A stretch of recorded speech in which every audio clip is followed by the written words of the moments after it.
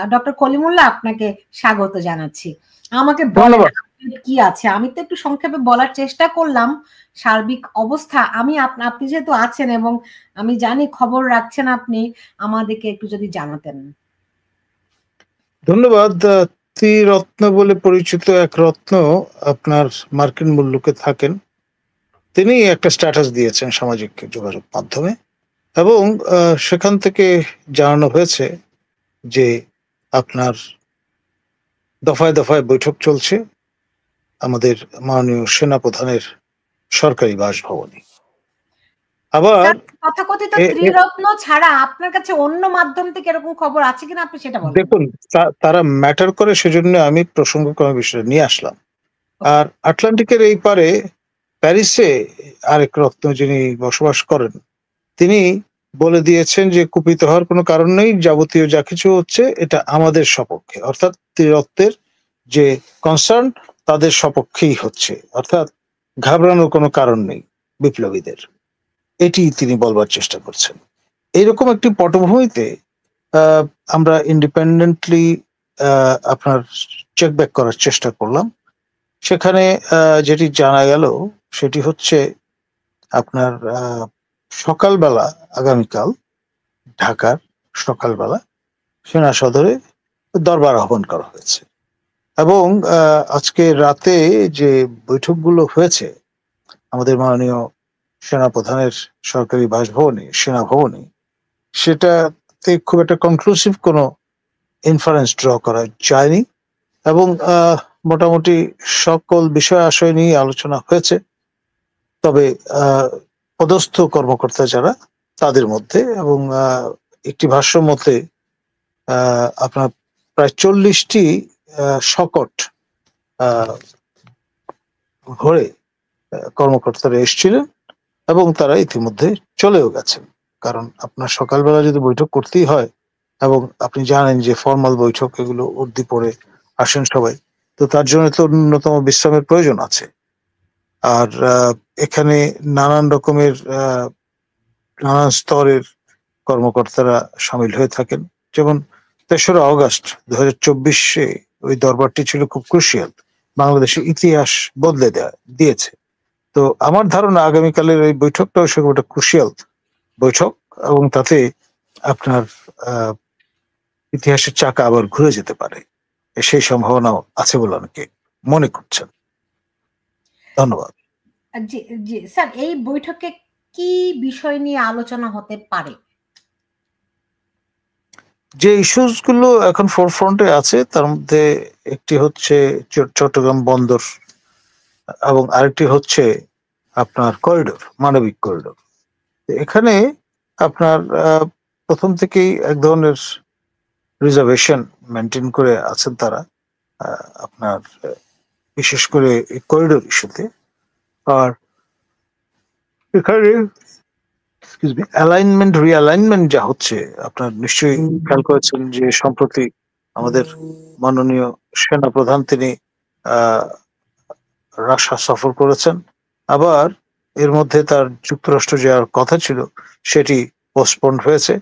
আর এই অঞ্চল ঘিরে রিলাইনমেন্টের অংশ হিসেবে ভিন্ন ভিন্ন অবস্থানে থেকে চীন এবং ভারত, তারা উভয় পক্ষই মনে করেন যে দিস ইজ আওয়ার ব্যাকইয়ার্ড। এখানে ৭ সমুদ্র ১৩ নদীর ওই পার থেকে পরাশক্তি এসে নাক গলাবে কেন? কিছু যদি করতেই হয়, বলতে হয়, আমরা করব। এবং সেটি অনেকটা মনরো ডক্ট্রিনের অনুরূপ একটি বিষয়। এ ব্যাপারে মত পার্থক্য খুব একটা আছে বলে মনে হয় না। যেমন সবাইকে অবাক করে এই সিনো ইন্ডিয়া কনফ্লিক্টের সময় ৬২-তে মেইনল্যান্ড চায়না পক্ষ সমর্থন করে বসে তাইওয়ান।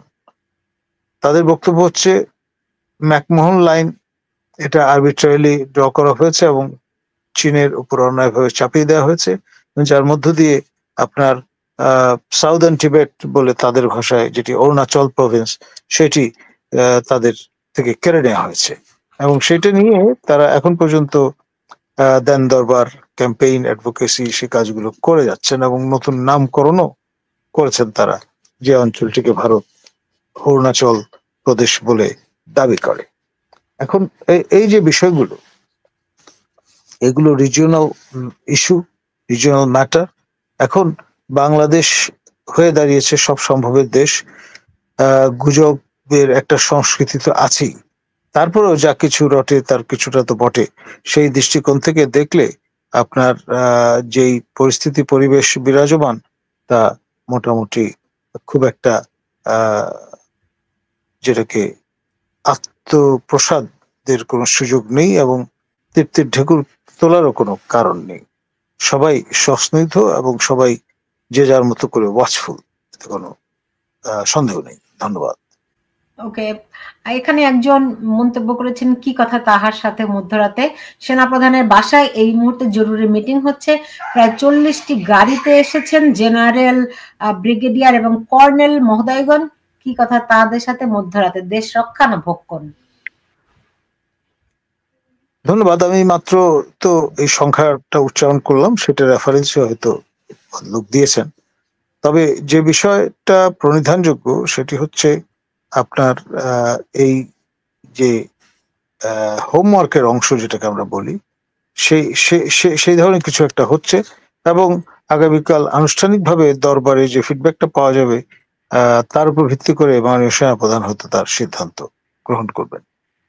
এখন আপনি অনেকগুলো বিষয় বলেছেন, যেখানে অনেকগুলো প্রশ্ন আসে। আপনি বলছেন যে ৩রা অগস্ট যে বৈঠকটি হয়েছিল সেটি একটি ঐতিহাসিক বৈঠক ছিল, ইতিহাস বদলে দেয়া বৈঠক ছিল, এবং আপনি অনুমান করছেন ভোর হলেই যে বৈঠকটি সেটিও একটা ইতিহাস বদলে দেওয়ার মতো বৈঠক হতে পারে। আমি কি ঠিক বলেছি স্যার? উড়িয়ে দেওয়া যায় না, এটার তাৎপর্য অপরিসীম। কারণ এখন এই করিডোর এবং সেই সঙ্গে আপনার যে অবস্থানটা চট্টগ্রাম বন্দর আমরা দিয়ে দেব না রাখবো, ফাইনালি কি দাঁড়াচ্ছে, এইসব ইস্যু নিয়ে তাদের পরিষ্কার মতামত আছে।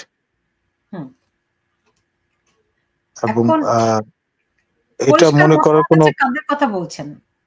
আমি বলতে আমাদের সশস্ত্র বাহিনী, খালি সেনা বললে সীমাহিত করা হয় সশস্ত্র বাহিনী। তাদের তো নিজস্ব অনেকগুলি মতামতই ছিল। তারা আওয়ামী লীগকে নিষিদ্ধ না করার অনুরোধ করেছিল, সেটি রাখা হয়নি। তারা বলেছে করিডোর দিতে তারা সম্মত নয়, তাদের শর্ত আছে। সেটিও ডক্টর ইউনূস বলেছেন যে মানুষ রাজি না হলে রাজি করাতে হবে, দিতেই হবে, রাইট? সো আমরা তো দেখছি যে তাদের মতামত, সুনির্দিষ্ট যে মতামতের কথা আপনি বলছেন, সেটি মানা হচ্ছে না। সেই ক্ষেত্রে সশস্ত্র বাহিনী কি করতে পারে? দেখুন, সশস্ত্র বাহিনী বাংলাদেশের সবচাইতে অর্গানাইজড আপনার প্রেশার গ্রুপ এক অর্থে, এবং তারা যদি একমত হন কোনো বিষয়ে এবং সেটি যদি এক্সার্ট করতে চান, সেটি খুব কঠিন কাজ নয়। আপনার 1/11-এর সময় আমরা দেখেছি কিভাবে বঙ্গভবনে কিছু উর্দি পড়া মানুষ মোতায়েন হয়েছিলেন, মোখলেস মহোদয়ের যে আলাবাই, সেটাও কিন্তু আমরা জানি। এবং তারপর সেখানে দিলেন military secretary the president, honourable president general Aminul Karim ছিলেন, এবং সেখানে হাজির হয়েছিলেন জেনারেল বাড়ির মতো লোক। তো ফলে একেবারে টান টান উত্তেজনা বিরাজমান ছিল এবং শেষ অবধি একটা চেঞ্জ পরিলক্ষিত হয়। তার প্রতিক্রিয়া সারা দেশে তার ছাপ পড়ে। এখানেও যদি কিছু হয় তাহলে তেমনটি হবে বলে অনেকে মনে করছেন। ধন্যবাদ স্যার। আমি যদি ভুল বলে না থাকি, 1/11-এর সময় আমি তো তখন বাংলাদেশে, এবং আমি তখন খুবই অ্যাক্টিভ রিপোর্টার ছিলাম। তখনও কিন্তু এরকম প্রতিদিনই গুজব আসতো।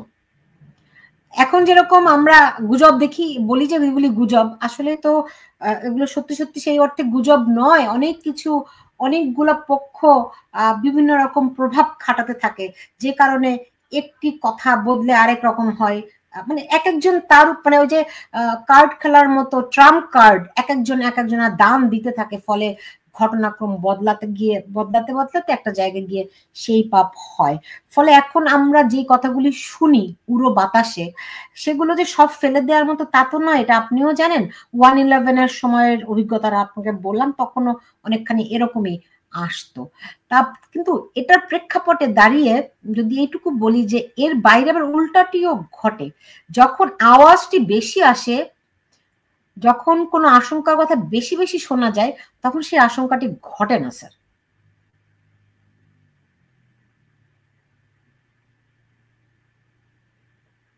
স্যার কি শুনতে স্যার আপনার আনমিউট করতে হবে আপনাকে। জি জি বলুন। আপনি আমার কথাটা বুঝতে পেরেছেন স্যার? মানে জি আপনি রিপিট করুন। মানে আমি বলতে চেয়েছি যে মানে সবসময় গুজব ভিত্তিহীন, মানে গুজব গুজব নয়, এর পেছনে কিছু না কিছু ঘটনা থাকে, সেই প্রেক্ষিতে অনেক কিছু ওটার মধ্যে যুক্ত হতে থাকে। হ্যাঁ, এটি যেমন সত্য, তেমনি অনেক কথা যখন বাতাসে বেশি বেশি ঘুরতে থাকে তখন ওটির বাস্তবায়ন আর হয় না। এখন যত রকম কথা শোনা যাচ্ছে সেগুলোর ক্ষেত্রে আপনার কাছে কি মনে হয় যে ওগুলো মানে ওই যে কে কার উপরে এসে বেশি প্রভাব খাটাতে পারে সেই প্রক্রিয়াটি যেমন চলে? আপনি একদম শুরুতে যেমন বলছিলেন যে যে তিনজন প্রভাবশালী তারা বলছে যে তাদের পক্ষেই ঘটনা ঘটছে। এখন আসলে দুই পক্ষই আপনার সমর্থক বা সিম্পাথাইজার বিদ্যমান, এটা সঠিক। তবে এটা দড়ি টানাটানির খেলার মতো, কে কত বুদ্ধি খাটিয়ে কোন দিকে নিয়ে যেতে পারে সেই বিষয়টা উড়িয়ে দেওয়া যায় না। এখন এখানে যে বিষয়টা প্রণিধানযোগ্য সেটি হচ্ছে আমাদের মাননীয় সেনাপ্রধান জেনারেল ওয়াকারুজ্জামান, তিনি এই সরকার আসার পরে অব্যবহিত পরে রয়টারকে একটা ইন্টারভিউ দিয়ে বলেছিলেন যে তারা মোট 18 মাস দেখবেন, পূর্ণ সমর্থন দেবেন এবং তার মধ্যে নির্বাচনের ফিল্ড বিল্ডিং এর কাজটি করে ফেলতে হবে। এখন অবস্থার দৃষ্টি যেটি মনে হচ্ছে, কখনো সংস্কারের কথা বলে, কখনো স্থানীয় সরকার পরিষদের ভিক্টোরিয়ার নির্বাচনের কথা বলে, কখনো আপনার বিচার করবার কথা বলে, এবং সর্বশেষ এই করিডোর ইস্যুতে, সব মিলিয়ে চিন্তা ভাবনাটা হচ্ছে এরকম যতদিন পর্যন্ত এক্সটেন্ড করা যায়। আর যেখানে যে ফাঁকটা খুঁজে পাচ্ছেন সবাই সেটি হচ্ছে বরাবরই নির্বাচনের কথা বলা হয়েছে, কিন্তু কি ধরনের নির্বাচন, কোন নির্বাচন সেটি কিন্তু সুনির্দিষ্ট করে বলা হয়নি, এমনকি রোড ম্যাপও দেওয়া হয়নি, তারিখও ঘোষণা করা হয়নি। তো সবকিছুই কিন্তু ধোঁয়াশার মধ্যে।